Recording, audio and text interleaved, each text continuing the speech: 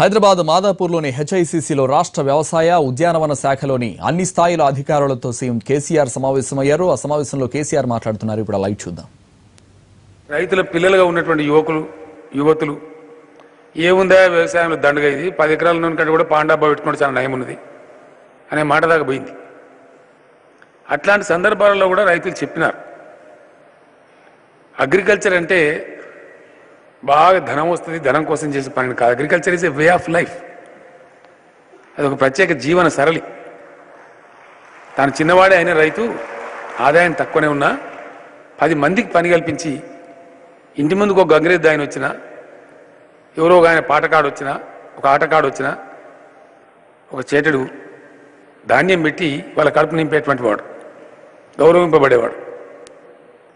అది ఈరోజు చిన్న భిన్నమై చాలా ఒత్తిళ్లకు లోనై మనం చూస్తూ ఉన్నాం. చివరికి రైతు ఆత్మహత్యలు ఏ రాష్ట్రంలో ఎన్ని జరిగినాయి అనే విషయాలు మనం వింటూ ఉన్నాం. అది పోవాలి, ఆ పరిస్థితి పోవాలంటే మనం ఏం చేయాలి? మన రాష్ట్రంలో మనకున్న వసతులు ఏంటి, వనరులు ఏంటి, ఏం చేయాలి? నేను సిన్సియర్గా మీద మనవి చేస్తూ ఉన్నా, మీలో ఒక కార్యకర్తగా. బై ఇన్సిడెన్స్ నేను ముఖ్యమంత్రి ఉండొచ్చు, అది పెద్ద విశేషం కాదు. నేను లేకపోతే ఇంకో ఉంటాడు, లేకపోతే మళ్ళీ ఎవరో ఉంటారు. ప్రొసీజర్లో అది ఉంటుంది ఆ పాత్ర. తెలంగాణ రాష్ట్రం కోసం మనం చాలా కష్టపడ్డాం. మీలో కూడా చాలామంది ఉద్యమంలో పాల్గొన్న వాళ్ళు ఉన్నారు. కష్టం చేసి తెచ్చుకున్నాం. ఎవ్వరికి నమ్మకం లేదు ఆ రోజు. ఎట్లా ఇద్దా అయ్యేదిగా సచ్చేదిగా, వీడు వాటి బక్కపేదడు ఏదో చెప్తున్నాడు, ఈయన ఎవడో బొడిగిరి చేస్తాడు, కానిస్తారా అనే మాట. కానీ కొంచెం ఆత్మవిశ్వాసంతో గట్టిగా పనిచేస్తే భగవంతుడు దీవిస్తే చివరికి రాష్ట్రం తెచ్చుకున్న తర్వాత ఏం చేయాలి, ఏం జరగాలి, ఎట్లా, ఏం కావాలి మీరు బహుశా రీకలెక్ట్ చేసుకుంటే మీకు అర్థమవుతుంది. మొట్టమొదటి శాసనసభ సమావేశాలలో నేను స్పష్టంగా చెప్పిన, తెలంగాణ వ్యవసాయాన్ని ఏం చేయబోతాం. Telangana will be divided into crop colonies. పంటల కాలనీలుగా తెలంగాణ భూములను విభజన చేస్తాం. అది భవిష్యత్తులో ఆ కార్యాచరణ ప్రణాళికతోని ప్రజల ముందుకు వస్తామని చెప్పి మొట్టమొదటి శాసనసభలో చెప్పిన, మొట్టమొదటి నా ఉపన్యాసంలో మంత్రి గారికి, కార్యదర్శి గారికి, వాళ్ళకు కూడా చెప్పిన, నేను మీ డిపార్ట్మెంట్ బాగా సింక్ చేసినది, ఎక్స్పాండ్ కావాల్సిన డిపార్ట్మెంటు కొంత సరైన దృక్పథం లేక, సరైన అవగాహన లేక దీన్ని దెబ్బతీసిండ్రు. ఇది విస్తరించాల్సిన డిపార్ట్మెంటు కుదించకపోయింది అని కూడా వాళ్ళకి చెప్పి దీని మీద చర్యలు తీసుకుందాం మనం కూడా చెప్పినాం. ఒక విషయం ఏంటంటే మనం సూటిగా మాట్లాడుకుందాం. మొదట మేము ఏం చేసినామంటే, రాష్ట్రం సరే తెచ్చుకున్నాం, చాలా వాదనలు ఉండే. రాష్ట్రం కావద్దని కోరుకునే వాళ్ళు అనేక రకాల భయాలు కూడా పెట్టిండ్రు. కొంతమందికి ఇది నిజమే కావచ్చని నమ్మకం కూడా ఉండే. ఏం తెలియదు కదా. నిజం కూడా ఏంటంటే, రాష్ట్రం ఏర్పడే నాటికి మనకు ఒక ప్రాతిపదిక లేదు. మనం ఏందో మనకే తెలియదు. రాష్ట్రం ఆదాయం ఎంత, ఎట్లా ఉంటుంది అని అర్థం కాదు. మొదటి 10 మాసాలు అధికారులు లేరు, ప్రాతిపదిక లేదు. బ్లైండ్గా ఉజ్జాయింపుగా ఒక అంచనా. ప్రొఫెసర్ జిఆర్ రెడ్డి గారు అని చెప్పి మన కరీంనగర్ జిల్లా ముద్దుబిడ్డ, ఆయన ఫైనాన్స్ కమిషన్ ఆఫ్ ఇండియాకి అడ్వైజర్గా పనిచేసినారు. వారి సలహా తీసుకొని ఉజ్జాయింపు ఒక ఫిగర్ వేసుకొని బడ్జెట్ రూపకల్పన చేసి జరిగిపోయినాం ఆ 10 నెలలు. 2015-16లో నిజంగా చెప్పాలంటే తెలంగాణ రాష్ట్రంగా 15 to 16 మార్చి, అంటే ఒక మార్చి 31 నుంచి ఇంకో మార్చి వరకు ప్రయాణం చేస్తే మన యొక్క ప్రాతిపదిక ఏందో మనకు దొరుకుతుంది. అది 2015లో 16లో మనకు దొరికింది. జిఆర్ రెడ్డి గారు ఏదైతే అంచనాలు చెప్పినారో ఇంచుమించు అంచనాకు ఉన్నాం మనం. ఆ తదనంతరం 16-17 ఒక క్వార్టర్ వేచి చూస్తే సరిపోతుంది. కానీ నేను ఎందుకైనా మంచిదని చెప్పి 2 క్వార్టర్లు వేచి చూసిన. 6 months రాష్ట్రం ఏర్పడితే రియల్ ఎస్టేట్ పోద్దని, ఇది పోద్దని, అది పోద్దని, మీకు ఇక్కడ పెట్టుబడులు ఉన్నాయని, పరిశ్రమలు తరలిపోతాయి, ఎన్ని విన్నాం మనం, అన్ని విన్నాం కదా. అది ఏది ఎంతవరకు నిజం మరి మనం కరెక్ట్ మనం కూడా ప్రాక్టికల్గా చూస్తే తప్ప తెలియదు. 3 నెలలు సరిపోద్దని చెప్పినా నేను 6 నెలలు వెయిట్ చేసిన. 6 నెలలు వెయిట్ చేస్తే భగవంతుని దయ, మనందరి అదృష్టం. భారతదేశంలో ఏ రాష్ట్రానికి లేనటువంటి ఉద్యమ కాలంలో మనం ఆశించినటువంటి, మనం వాదించినటువంటి ఆ వాదన నిజమై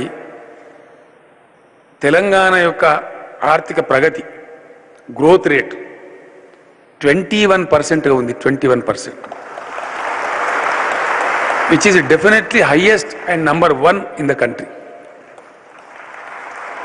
మనం 4 డిపార్ట్మెంట్ చూస్తాం, ట్యాక్స్ అండ్ నాన్ ట్యాక్స్లో. సరే, నాన్ ట్యాక్స్ మైన్స్, ఇసుక అట్లాంటి పద్ధతి ఉంటుంది. ట్యాక్స్లో 4 ఉంటాయి మనకు ప్రధానంగా. వ్యాట్ కావచ్చు, ఎక్సైజ్ కావచ్చు, స్టాంప్స్ అండ్ రిజిస్ట్రేషన్స్ కావచ్చు, మోటార్ వాహనాల చట్టం, ఆ పన్ను. గవర్నమెంట్ ఆఫ్ ఇండియా వాళ్ళు 3 లెక్క పెడతారు. ఈ మోటార్ వాహనాలు లెక్క పెట్టరు, పెట్టి ప్రకటిస్తారు వాళ్ళు. మోటార్ వాహనాల మీద మనకు వచ్చేటువంటి ట్యాక్స్ని పక్కకు పెట్టి చూస్తే government of India finance department November 16-17 నవంబర్లో డిక్లేర్ చేసిన దాని ప్రకారంగా 19.5% గ్రోత్తోని we stood number 1 in the country. మన సొంత లెక్కలైనా కాంప్ట్రోలర్ అండ్ ఆడిటర్ జనరల్ సమర్పించే లెక్కల ఆధారంగా భారత ఆర్థిక శాఖ వాళ్ళు నిర్ధారించిన లెక్కల ప్రకారం కూడా మన నంబర్ 1 ఉన్నాం. ఎస్, దాని మీద మళ్ళీ ఆర్థిక శాస్త్రజ్ఞులతో నేను సమావేశమైన. మాజీ చీఫ్ సెక్రటరీ, ప్రస్తుత చీఫ్ సెక్రటరీ, ఫైనాన్స్ సెక్రటరీ, కొంతమంది ఎకానమిస్టులు అందరిని పిలిచి మాట్లాడినాం. ఇది తాత్కాలికమా, శాశ్వతమా, ఏది నమ్మచ్చు, ఆచరణాత్మక ప్రణాళిక వేసుకోవాలంటే మరి ఆర్థిక ప్రేరణ ఎట్లా ఉంటుంది రాష్ట్రానికి, అది అవగతం కావాలి మనకు. రకరకాలుగా కొట్టి చూసుకుంటే నాకు శాస్త్రజ్ఞులు, ఆర్థిక నిపుణులు, అనుభవజ్ఞులు చెప్పింది ఏంటంటే, నా సొంత అసెస్మెంట్ కూడా చెప్పింది ఏంటంటే, ఈ ట్రెండే ఉంటుంది, ఇంకా కొంచెం కుడిచే అవుతుంది. కానీ ఒకటి మాత్రం నిర్ధారణ చెప్పగలుగుతాం, every here definitely 15% growth rate మాత్రం మనం వేసుకోవచ్చు అని. ఇప్పుడు మనకున్న వనరుల ప్రకారంగా సపోజ్ ఈ సంవత్సరం మనం 1,49,000 కోట్ల బడ్జెట్ పెట్టుకున్నాం. 1,25,000 కోట్ల వరకు రియలైజ్గా అవుతుంది మనం, 100% ఖర్చు పెడతాం. 1,25,000 కోట్ల మీద 15%, అంటే ఆల్మోస్ట్ నెక్స్ట్ ఫైనాన్షియల్ ఇయర్కి మనం పోయేటప్పటికీ 20,000 కోట్ల రూపాయల నెట్ గ్రోత్ ఉంటుంది మనకు. సరే, ఉద్యోగులకు ఇచ్చేటువంటి డిఏలు కావచ్చు, పెన్షన్లకు ఇచ్చేటి కావచ్చు, కొంత ఇంక్రిమెంటల్ అది ఉంటుంది కాబట్టి, రిటైర్మెంట్ వాళ్ళకి ఇచ్చే డబ్బులు కావచ్చు, ఇదంతా ఉంటుంది కాబట్టి అదొక 3-4 కోట్లు పోతుంది. అంటే 15,000 to 16,000 crores నెట్ అడిషన్ ఉంటుంది. ఇది మన రాష్ట్ర ఖజానా.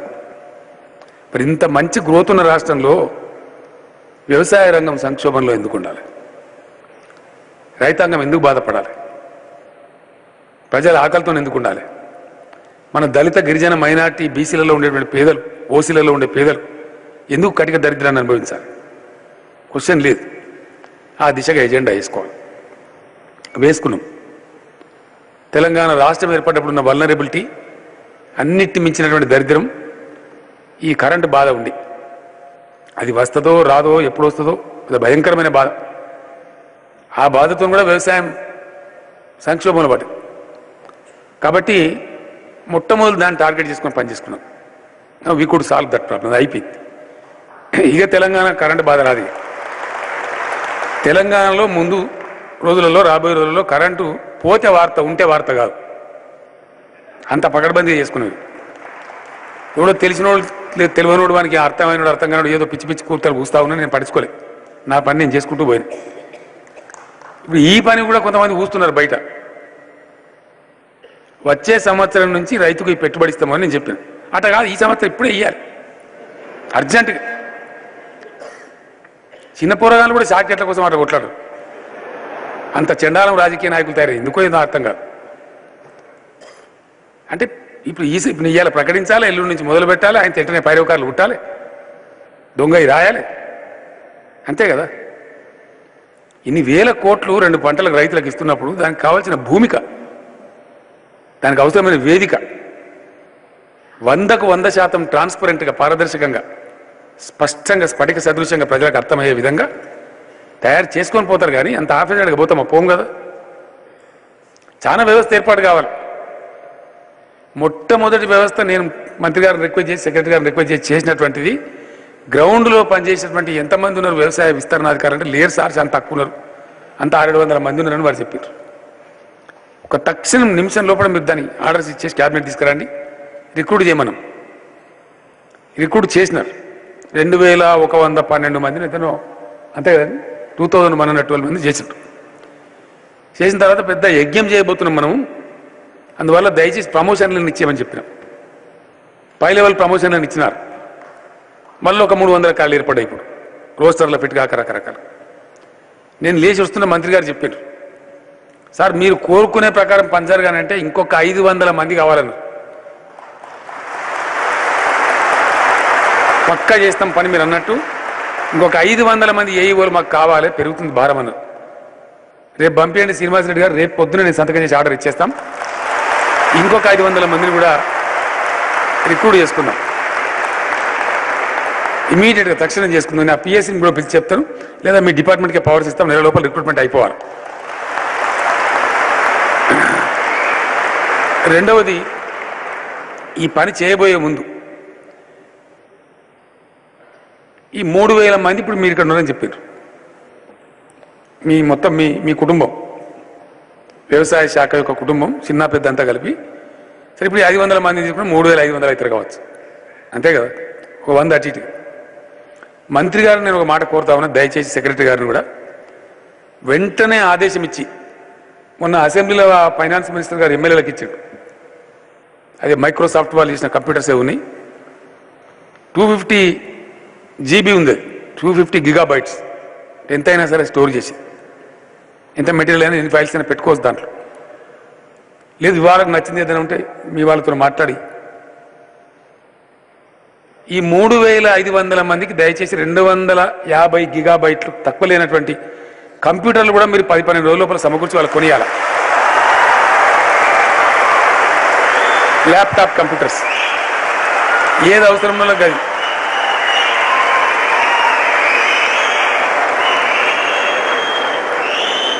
ఇప్పుడు సీటు కొడితే ఏమైనా సర్కసా?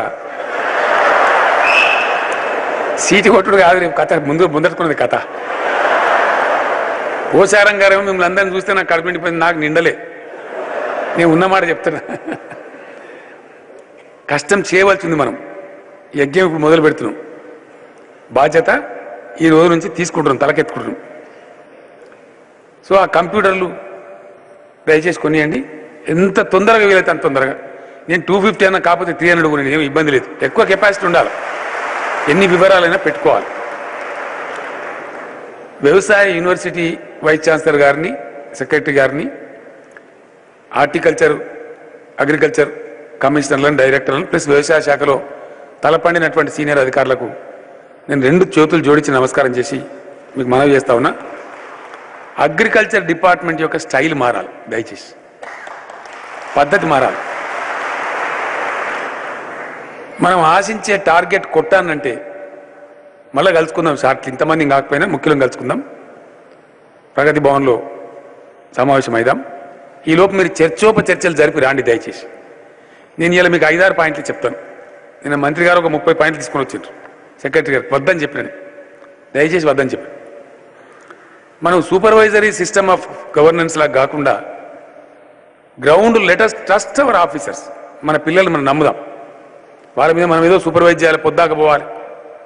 ఈ జిల్లా వ్యవసాయ అధికారి వచ్చే ఆయన కింద, ఈయన డివిజన్ ఆయన వచ్చే ఆయన కింద, మండల ఆయన వచ్చి ఏం పని చేయకుండా అయిపోతుంది.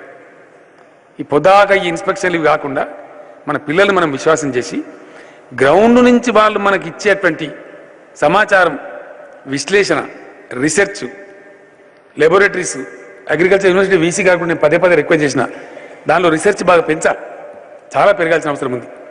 డిపార్ట్మెంట్ కూడా పెరగాల. కాబట్టి గ్రౌండ్కి పొద్దాక మనం పోయి డ్రైవ్ చేయడం కాకుండా గ్రౌండ్ మీద ఎవరైతే ఉన్నారో వాళ్ళని గ్రౌండ్ మీద గట్టిగా పని చేయనిచ్చి వాళ్ళ నుంచి సమాచార సేకరణ ఎట్లా చేయాలనో దానికి ఒక మాడ్యూల్ తయారు చేసి 15 days రిపోర్ట్ అంటారా, వీక్లీ రిపోర్ట్ అంటారా, అంటే ఈ పంట పసిపిల్లని జాజినట్టే ఉంటుంది. విత్తనం వేసిన కాడ నుంచి పంట కోసి ఇంట్లోకి తెచ్చేదాకా చాలా కథ ఉంటుంది. కాబట్టి దాన్ని అంతా ఏ స్టేజీ ఎప్పటికప్పుడు ఎట్లా ఎవాల్వ్ చేయాలి అనే విషయాన్ని దయచేసి మీరు నిష్ణాతులు కాబట్టి, అనుభవం ఉన్నవాళ్ళు కాబట్టి, ఏ పద్ధతులు అవలంబించడం ద్వారా మనం అద్భుతం చేయగలుగుతాం ఈ వ్యవసాయ సెక్టర్. ఒకటి, ఈ యజ్ఞం నేను చెప్తా ఉన్నా, ఎవరు ఏమనుకున్నా నాకు కొంచెం ఆత్మవిశ్వాసం ఎక్కువ. కొంతమందికి నమ్మకం ఉండదు. 1,00,000 కిలోమీటర్ల ప్రయాణమైనా ఒక్క అడుగుతోనే ప్రారంభమవుతుంది. మనం కడప దాటే ఒక్క అడుగుతోనే, అది ఎంత దూర ప్రయాణమైనా కావచ్చు, but it begins with the first step only. First స్టెప్లో చాలామందికి అనుమానాలు ఉంటాయి, రకరకాలు. అవుతుందా పోతుందా అని అనిపిస్తుంది. అవుతుంది. కాకపోతే సమస్య ఎవడన్నా నమ్మినా, నేను చెప్తే తెలంగాణ అవుతుంది అంటే వాడు నమ్మిండా? అయిందా లేదా? ఇప్పుడు అయింది కదా, డెఫినెట్గా అవుతుంది. కాకపోతే సమస్య ఆత్మవిశ్వాసం కావాలి, చిత్తశుద్ధి కావాలి, లక్ష్యశుద్ధి కావాలి. 100% నేను గ్యారంటీగా చెప్పబోతున్నా. ఈరోజు ఈ HICCలో ప్రారంభమైనటువంటి పడుతున్నటువంటి ఈ అడుగు భారతదేశానికే దిక్సూచి కాక తప్పదు అని చెప్పి మనం చేస్తాం 100%. నిన్న ఒక దాదాపు 10-11 మంది ముఖ్యమంత్రులు నా దగ్గరకు వచ్చి మాట్లాడినారు నీతి ఆయోగ్ సమావేశంలో. రావు సాబ్ బహుత్ బడే క్రాంతికారి కదం ఉంటాయా, చాలా విప్లవాత్మకమైన అడిగేసిన మీరు రైతులకు పెట్టుబడి చేయడం అనేది. నిన్న కూడా ఇండియా టుడే వాడు రాశాడు. నిన్న నేను వస్తు ఎయిర్ప్లేన్లో చదివిన, ఫ్లైట్లో చదివిన. ఈ స్వతంత్రం వచ్చిన కాడ నుంచి వ్యవసాయ రంగం గురించి ఇటువంటి స్టెప్ ఏలా ఈ దేశంలో, ఇది ఫస్ట్ స్టెప్ అని చెప్పి కూడా మీకు అవకాశం ఉంటే మీరు కూడా చూడండి. ఇండియా టుడే ఫ్రెష్ ఇష్యూలో మన ఈ స్కీమ్ మీద రాసింది. అంత గొప్ప సంచలనాత్మక నిర్ణయం అని చెప్పి దేశమంతా నమ్ముతా ఉంది. ఇలా ప్రైమ్ మినిస్టర్ గారు కూడా అడిగారు, చెప్పిన నేను తప్పదు. రైతు గౌరవించబడుతున్నాడు ఇతర దేశాలలో, మన దగ్గర గౌరవించలేము. మనం గౌరవించలేక సమాజాన్ని కూడా గౌరవించలేరు. ఎవరన్నా పిల్లనిచ్చేదానికి మాట్లాడుతుంది, ఏం చేస్తాడా పిల్లగాడంటే వ్యవసాయం చేస్తాడని ముఖమాట దింపేస్తారు. అంటే వ్యవసాయం చేసేవాడు బేకు కూడా అన్నట్టు, ఎందుకు వనికాడు అన్నట్టు, పనికిమాలినోడు అన్నట్టు, అట్లా తయారైంది కథ. ఉంటాయి గట్నిగా ఇబ్బందులు ఉన్నప్పుడు ఉంటాయి, కానీ ఇప్పుడు మారుతా చూడండి మీరు, మళ్ళీ అటు మరుతుంది.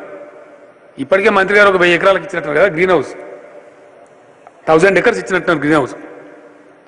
ఐటీ ప్రొఫెషన్లో ఉన్నవాళ్ళు కూడా మానుకొని పోయి పెట్టింది. ఇప్పుడు ఇది పాలి హౌస్ అగ్రికల్చర్ పెట్టింది. ఎకరానికి 10 లక్షలు 8 లక్షలు సంపాదిస్తూ ఉన్నారు. మళ్ళీ మరుతుంది. మొన్న మన మహిళలు, ఈ ప్రైవేట్ డాక్టర్లు దుర్మార్గులు, చాలా దుర్మార్గాన్ని కొడిగట్టి మంచిగున్న మనసులను జరగొడతా ఉన్నారు.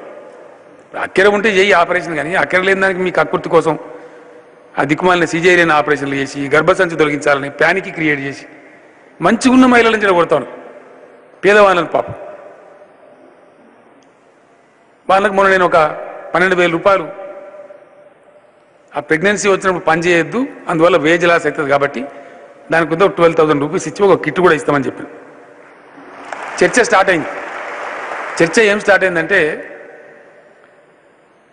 మన దగ్గర ఏమిటో మన తెలంగాణలో తొలిసూరు కాన్పు అంటాం మనం. మొట్టమొదటిసారి ప్రెగ్నెన్సీ వచ్చి పాపన బాబు పుట్టేది ఉంటే అత్తగారు వాళ్ళు రిజికాడు ఉంచుకోరు, తల్లిగారింటికి పంపిస్తారు బర్డన్ అని చెప్పి. మొన్న చర్చ మొదలు పెట్టినట్టు ఈడికాడికెళ్ళి తల్లిగారింటికి పంపించారు, ఎందుకంటే డబ్బులు వస్తాయి కదా. ఇప్పుడు ఏమవుతుంది, ఇంతకుముందు వ్యవసాయదారునికి పిల్లనియానుడి వ్యవసాయదారుడే కావాల్సిన మాన వస్తుంది. ఇప్పుడు సర్కారు పెట్టుబడి ఇస్తుంది కదా, ఆ సిచ్యువేషన్ వస్తుంది. గ్యారంటీ మారుతుంది అన్నమాట, సైకిల్ రొటేట్ అవుతుంది. అట్లా జరుగుతుంది డెఫినెట్గా. జరగానంటే నేను ఒక ప్రణాళిక అనుకున్నా, నాకన్నా గొప్పగా మీకు అవగాహన ఉంటుంది, నాకన్నా ఎక్కువ అవగాహన మీకు ఉంటుంది. దయచేసి నాకుండేది, నేనేమో ఆశించే టార్గెట్, లక్ష్యమే, గోల్. దాని ఛానలైజేషన్లో వ్యవసాయ శాఖనే దిక్సూచి కావాలి. మాకు గైడెన్స్ చేయాలి మీరు. మేము తొందరపడి అన్నో సెక్రటరీలో కూర్చొని మేము ప్లాన్ చేయదలుచుకోలే. మీ సలహా సంప్రదింపు పూర్తిగా తీసుకొని ముందుకు పోవాలని చెప్పి నిన్న రాత్రి పాయింట్స్ రాత్రి నేను వద్దని చెప్పి, ముఖ్యంగా ఏఈఓలతో నా రిక్వెస్ట్, మీకు ఇంకో సదుపాయం కూడా చెప్పమని మంత్రి గారు చెప్పిన నేను. ప్రభుత్వం నుంచే డబ్బులు ఇచ్చి వడ్డీ లేనటువంటి రుణం మీరు మోటార్ బైక్స్ కొనడానికి కూడా ఇప్పియమని కూడా చెప్పినాం. ఇంట్రెస్ట్ ఫ్రీ, రూపాయి కూడా మీరు వడ్డీ కట్టే అక్కర్లేకుండా మీకు వాహనాలు సమకూర్చమని చెప్పినాం. ఎందుకంటే మీది మూవింగ్ డిపార్ట్మెంట్, ఒక ఆడ ఉండేది కాదు. తిరగాలి, గ్రామాలకు పోవాలి, రైతు ఇంటికి పోవాలి, కూర్చోవాలి, మాట్లాడాలి, ఆయన బావి కాడికి పోవాలి, ఆయన కరెంట్ మోటార్ కాడికి పోవాలి, కన్విన్స్ చేయాలి. అటువంటి కమిటెడ్ ఆఫీసర్స్ ఉన్న డిపార్ట్మెంట్ అగ్రికల్చర్ డిపార్ట్మెంట్. నేను చిన్నగా ఉన్నప్పుడు మా నాయన కూడా కొంచెం ప్రోగ్రెసివ్ అగ్రికల్చరిస్ట్ ఉండే. లక్ష్మారెడ్డి సాబ్ అని చెప్పి మా దగ్గర అగ్రికల్చర్ ఎక్స్టెన్షన్ ఆఫీసర్ ఉంటాడు. అప్పుడు బైక్స్ లేవు, బండ్లు లేవు, జీబులు లేవు, కార్లు లేవు. ఆ లక్ష్మారెడ్డి గారు సైకిల్ మీద మా ఇంటికి వచ్చి 3 రోజులు ఉండేది. మా ఇంటికాడ మా పెంటకాడికి పోయేది. మా నాయనకి చెప్పేది, కంపోస్ట్ గిట్ల కాదు రావు సాబ్, గిట్ల చేయాలి, మీరు తప్పు చేస్తాను. 3 రోజులు మా ఇంట్లో ఉండి మేము ఏది పెడితే తిని మా నాయనకు ఆయన గైడెన్స్ ఇచ్చిపోయేది. మళ్ళీ వచ్చేది ఫికర్తో మళ్ళీ నెలకు 2 నెలలకు. అంతా గొప్ప అధికారులు ఉండ్రి. ఇప్పుడు కూడా ఉన్నారు, లేరని నేను అంటలేను. నా రిక్వెస్ట్ ఏంటంటే మూవింగ్ డిపార్ట్మెంట్ మీరు తిరగాలి, బాగా విరివిగా తిరగాలి. ఇంతకుముందు లేదు. ఇంతకుముందు ఏమైంది, ఆ దిక్కుమాల ఎరువులు వంచుడు, ఆ ఎరువులు చక్కగా లేపోడు, పోలీస్ స్టేషన్లో పెట్టి అమ్మించారు ఎరువులు. చూసినాం, అది కూడా చూసినాం కదా మనం. చెప్పుల లైన్లు దుకాణం ముందు తెలంగాణ నిలబడు, లాఠీ చార్జీలుగా ఎరువులు కూడా సమకూర్చి పెట్టలేనటువంటి దుస్థితులు. మనం లాస్ట్ 2 years నుంచి మనం కష్టపడుతున్నాం. బఫర్ స్టాక్స్ దేశంలో ఎవరికి పట్టినప్పుడు సమ్మర్లో తెచ్చి పెట్టుకుంటున్నాం. ఎరువుల కొరత లేకుండా చేసుకున్నాం. గోడౌన్స్ కట్టుకున్నాం. ప్రభుత్వం వచ్చినప్పుడు రివ్యూ చేస్తే only 4 lakh metric tons capacity ఉండే. ఇమీడియట్గా నాబార్డ్ నుంచి 1000 crores లోన్ తీసుకొని ఈరోజు 21 lakh మెట్రిక్ టన్స్కు గోడౌన్స్ కట్టుకున్నాం. వారు నా ముందే ఉన్నారు, మార్కెటింగ్ అధికారి గారు. ఆల్మోస్ట్ 330 గోడౌన్స్ కట్టాల్సి ఉంటే మే వరకు 317 గోడౌన్లు కంప్లీట్ కాబోతున్నాయని నాకు ఇచ్చినటువంటి సమాచారం. అంటే ఆల్మోస్ట్ మనకు 20.5 లక్షల మెట్రిక్ టన్నులు, ఒక 30-40 వేల మెట్రిక్ టన్నుల బాబతి వాళ్ళ దుర్మార్గులు కోట్లకు పోయినారు. ఈ మధ్య ఇదో పేషన్ మోపోయింది. గవర్నమెంట్ ఏం ఆర్డర్ తీసినా కొట్టుకోవాలి, పని కానియద్దని చిల్లర రాజకీయాలు. సరే, దాన్ని ఫైట్ చేద్దాం. ఇప్పుడు మనం ఎరువుల కొరత లేకుండా చేసుకున్నాం, కరెంటు కొరత లేకుండా చేసుకున్నాం. రైతులకు నెక్స్ట్ ఇయర్ నుంచి పెట్టుబడి కూడా సమకూర్చబోతా ఉంది. దీనికి నేను చేస్తున్న ప్రతిపాదన ఏంటంటే ప్రతి ఊరిలో రైతులందరూ సభ్యులుగా ఉండేటువంటి గ్రామ రైతు సంఘం ఏర్పడతారు. మీరు రాసుకోవాలి దయచేసి. మీకు రైటింగ్ ప్యాడ్స్ ఇచ్చినరా? మీరు తెచ్చుకున్నారా? పేపర్స్ ఉన్నాయి కదా. నెక్స్ట్ ఎప్పుడు పెట్టినా పార్సాద్గా రైటింగ్ ప్యాడ్స్ ఇవ్వండి. అందరికి రైటింగ్ ప్యాడ్స్ ఇస్తే తెచ్చుకుని వాళ్ళు ఉంటారు, రాసుకుంటారు. ఖచ్చితంగా జరగవలసింది పునాది. మనకు ఈ మొత్తం కార్యక్రమానికి పునాది, దీనికి సూత్రధారి మన ఏఈఓ, అగ్రికల్చర్ ఎక్స్టెన్షన్ ఆఫీసర్. ఆయన ప్రధానమైనటువంటి, ఆయన కానీ ఆమె కానీ, హీ ఆర్ షీ ఏఈఓనే దీనికి ప్రాణాధారం. అట్లనే దానికి అనుసంధానంగా గ్రామ రైతు సంఘం. నేను ఒక్క విషయం చెప్తా, దయచేసి మీరు దీన్ని మంచిగా మనసు పెట్టాలి. ఈ స్కీములో పైరవికారులు దొంగలు రావద్దు. ఇది పారదర్శకంగా ఉండాలి 100%. మీరంతా యువకులు, యువతులు ఉన్నారు, ఏఈఓలు. మీరు దయచేసి ఇందులోకి ఆ అవినీతి భూతాలు రాకుండా కాపాడాల్సిన బాధ్యత మీది. వాచ్ డాగ్స్ లాగా ఉండాలి. మీరు ఎవ్వరికి లొంగిపోవద్దు, ఎవరికి భయపడద్దు. మీతో నేనుంటా, కేసీఆర్ ఉంటాడు మీతో. ఒక గొప్ప ఆశయంతో పోతున్నాం కాబట్టి, గొప్ప జరగాలని పోతున్నాం కాబట్టి మళ్ళీ దీనిలో వాళ్ళని రానియద్దు. చాలా బాధ కలుగుతుంది కొన్ని విషయాలు మీతో చెప్పాలంటే, ఇబ్బంది అయితే. నేను ఆశ్చర్యపోయినా, నేను కూడా ఇంత దుర్మార్గులు ఉంటారని చెప్పి. జనరల్గా బ్యాంక్ మేనేజర్లు అంటే మనకు సదభిప్రాయం ఉంది, మంచోళ్ళు అనుకుంటాం. సగం మంది ఎంఆర్ఓలు, బ్యాంక్ మేనేజర్లు కలిసి ఫేక్ పాస్బుక్లు సృష్టించి 10 లక్షలు, 20 లక్షలు, 30 లక్షలు డ్రా చేసిండండి. ఎంత అన్యాయం! ఇంతకన్నా అన్యాయం ఉంటుందా? ఇది లోన్ వేవర్లో మెదక్ జిల్లాలో కౌడుపల్లి అనే మండలంలో దొరికిన దొంగలు. ఇట్లా చాలా మండలాలని సార్ అని చెప్తున్నాం మన అధికారులు. అంటే ఫేక్ అకౌంట్స్ ఉంటాయి. వాళ్ళు ఏం చేస్తారు, లోన్ వేవర్ లాంటిది వస్తే దానిలో కొట్టుకొని పోతారు అనమాట. అదంతా రుణమాఫీ లాంటిది వస్తే ఇట్లా ఈ విధంగా కూడా తయారైంది. కాబట్టి అది ఎటువంటి దాన్ని దీనికి రానియద్దు. దయచేసి చాలా కఠినంగా ఉండాలి. కఠినంగా ఉండడానికి ఒక మంచి అవకాశం ఉంది మనకు. అది మా ఏఈఓల చేతిలో ఉంటుంది. మీరు విఆర్ఓల మీద ఆధారపడద్దు. తర్వాత అనుసంధానం చేస్తాం, విఆర్ఓ ఉంటాడు. కానీ ఇంతమందిని ఇప్పుడు మళ్ళీ ఒక 500 మందిని కావాలంటే కూడా రిక్రూట్ చేద్దామని నేను చెప్పింది ఎందుకు? 5,000 ఎకరాలకు ఒక జ్యూరిడిక్షన్ పెట్టుకున్నాం మనం. కరెక్టే కదా? Is that right? 5,000 ఎకరాలకు ఒక ఉన్నాం. వివరాలు నిక్షిప్తం చేయడానికి మీకు కంప్యూటర్ ఉంటుంది, మీరు తిరగడానికి మీకు మోటార్ బైక్ ఉంటుంది. కాబట్టి మనకు ఇబ్బంది వచ్చే ఆస్కారం లేనే లేదు. రెండవది, మనకున్న తెలంగాణలో సాలార్ జంగ్ గారు కట్టుకున్నటువంటి పుణ్యం, సాలార్ జంగ్ తెచ్చినటువంటి రెవెన్యూ రిఫార్మ్స్ ఏవైతున్నాయో అప్పటి నుంచి ఇప్పటిదాకా అమలు అవుతా ఉంది. మన కాన్సెప్ట్ ఏంది? భూముల విషయానికి వస్తే we have revenue villages. Revenue village ఉంది మనకు. రెవెన్యూ విలేజ్ది బౌండరీ ఉంటుంది, శివారు ఉంటుంది. మీ శివారు ఎంతనా, మీ శివారు ఎంత అని అడుగుతారు మన తెలంగాణ భాష. మీ శివారు ఎంత అంటే మీ రెవెన్యూ బౌండరీ లోపల ఉన్న భూమి ఎంత అని అర్థం అన్నమాట. తెలంగాణలో జనరల్గా మీ శివారు ఎంత అంటే మీ ఊరు శివారు ఎంత అంటే మీ ఊరి భూమి ఎంత అని. మీరు ఏం చేయాలంటే దయచేసి రెవెన్యూ విలేజ్లో ఉన్నటువంటి భూమి ఎంత, దట్ ఈస్ ఫ్రోజన్ ఫిగర్, అది ఫ్రీజ్ అయిపోయింది. ఆ భూమి మారదు, ఆ సంఖ్య మారదు. Are you getting my point? Revenue village యొక్క ఫిగరు, భూమి ఎంత ఉన్నదని చెప్పే ఫిగర్ ఏదైతే ఉందో అది ఫ్రోజన్ ఫిగర్, ఆల్రెడీ ఫ్రీజ్ అయిపోయింది. ఇక అది మారదు. కాబట్టి ఈ పథకంలో హేరాపేరు జరగడానికి వీలు లేదు. ఓకే, అంటే ఆ రెవెన్యూ విలేజ్ యొక్క ఫ్రోజన్ ఫిగర్, ఆ భూమి ఎంత ఉంది, ఎందుకంటే ఆ ఊరికి ఒక మ్యాప్ ఉంటుంది, నక్ష అంటారు దాన్ని, అది మారదు, అది పాత ఉంటాయి. కాబట్టి అక్కడ ఫిగర్ కాడ మనకి ఇబ్బంది లేదు. అయితే ఇప్పుడు నేను చెప్పేది మీరు రాసుకోవాలి దయచేసి. భూమి రకరకాలుగా పోతుంటుంది. మీ ఇప్పుడు ఏఈఓ గారి పరిధిలో మీకు అలాటైన మీ 5,000 ఎకరాల క్లస్టర్లో ఎన్ని రెవెన్యూ గ్రామాలని, 1, 2, 3, 4, అది మీరు తెలుసుకోవాలి. నంబర్ 1. ఏ రెవెన్యూ విలేజ్ కింద, ఏ శివారు కింద ఎంత భూమి ఉన్నది తెలుసుకోవాలి. నంబర్ 2. నంబర్ 3, ఆ ఫిగర్ కరెక్టేనా, ఫ్రీజ్ అయిన ఫిగరు, లేదా కొంత భూమి మారిందా? మారుతుంది. ఎట్లా మారుతుంది? సపోజ్ ఆ ఊర్లో ఏదైనా ప్రాజెక్ట్ యొక్క ఇరిగేషన్ కెనాల్ రావచ్చు, కొంత భూమి మైనస్ కెనాల్ కింద పోతుంది. మీరు రాసుకోవాలి, ఇరిగేషన్ కెనాల్స్ ఏమైనా వచ్చినాయా, దాని కింద పోయిన భూములు ఏమైనా ఉన్నాయా. లేదు, ఏదన్నా ప్రాజెక్ట్ కడితే దానిలో భూమి ఏదన్నా సబ్మర్జ్ అయిందా, మునిగిపోయిందా. 2, ఒక రోడ్డు కానీ, స్టేట్ హైవే కానీ, నేషనల్ హైవే కానీ ఆ ఊరి గుండా పోయిందా, దాని కింద ఏమైనా భూమి పోయిందా. 4, కమర్షియలైజ్ అయిపోయి రియల్ ఎస్టేట్ కింద మారుతుంటాయి, అంటే ఇండ్లు కట్టబడతాయి. వ్యవసాయ భూమి ఉన్నటువంటి భూమిలో ఆ ఊరికి ఏదైనా రీకన్స్ట్రక్షన్ కాలనీ రావచ్చు, ఏదైనా రియల్ ఎస్టేట్ ప్రాజెక్ట్ రావచ్చు. అట్లా ఏమైనా మారిందా.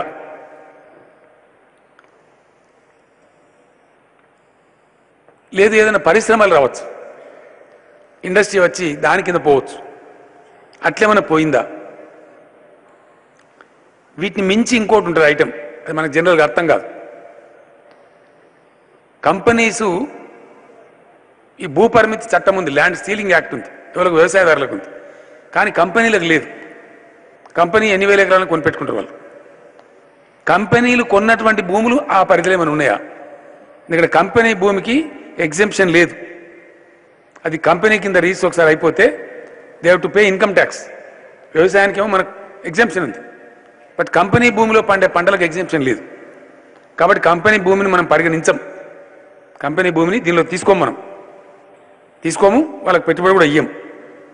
ఈ విధంగా రెవెన్యూ విలేజ్లో ఉన్నటువంటి భూమి యథాతథంగా ఉన్నదా, ఇప్పుడు నేను చెప్తున్న కేటగిరీల కింద ఏమైనా పోయిందా. నేను ఇంతకుముందు రోడ్ అన్నా, ఫర్ ఎగ్జాంపుల్ రైల్వే లైన్ వచ్చి ఉండొచ్చు.